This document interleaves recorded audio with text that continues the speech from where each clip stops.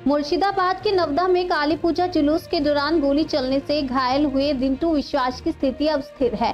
कांग्रेस नेता धीर रंजन चौधरी ने अस्पताल में घायल युवक और उसके परिवार से मुलाकात की। उन्होंने घटना को लेकर तृणमूल कांग्रेस पर हमला बोलते हुए कहा कि तृणमूल नेताओं के पास हथियार होना उनकी सत्ता के अहंकार को दर्शाता है।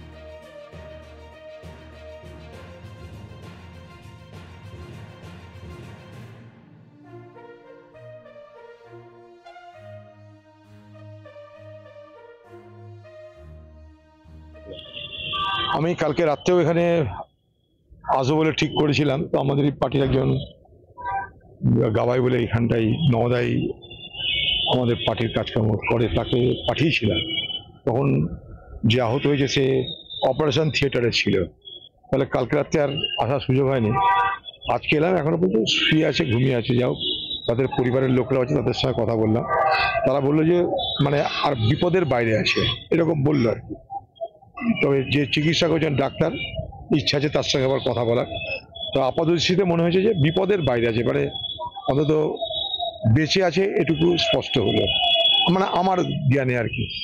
কিন্তু ঘটনাটা অত্যন্ত নিন্দাজনক। ব্যাপারটা যে সর্বাঙ্গপুর একটা শান্ত জায়গা, সেখানে মানুষের উৎসব পার্বণ পরব আশেপাশে সব জায়গাতেই হয়। পাশে শ্যামনগর, তারপরে সর্বাঙ্গপুর, এইসব এলাকার মানুষ একে অপরের সঙ্গে মেলামেশা, খুবই ভালো সম্পর্ক এদের মধ্যে। সেখানটা একটা তৃণমূলের নেতাদের, তাদেরও কোনো প্রোগ্রাম থাকতে পারে, কিন্তু গাড়ি নিয়ে যাবে, রাস্তা তো সকলের। সে রাস্তায় মিছিলও যায়, সে রাস্তায় মানে ধর্মীয় অনুষ্ঠানের শোভাযাত্রাও যায়, রাস্তা সকলের, সেখানে পেঁয়াজের গাড়িও চলে, সবই চলে। তো সেইখানটায় তৃণমূলের নেতাদের গাড়ি যাবার সময় সবকিছু খালি করে দিতে হবে, কারণ তারা আমাদের সমাজে থাকলেও তৃণমূলের নেতারা, তাদের অধিকার আমাদের সকল থেকে বেশি। তাই তাদের জন্য রাস্তা খালি করে দিতে হবে। খালি করাতে রাস্তা দেরি, সঙ্গে সঙ্গে চলেছে গুলি। মানে পুলিশের কাছে, পুলিশ অফিসারদের কাছে সকলের কাছে আধুনিক অস্ত্র থাকে বলে আমার জানা নাই, কিন্তু তৃণমূলের নেতাদের কাছে সে ছোট বড় সব অস্ত্রের কোনো কমি নেই। কতগুলো সাধারণ মানুষের উপরে গুলি চালিয়ে একজনকে আহত করে কি বাহাদুরি দেখিয়েছে আমার জানা নাই।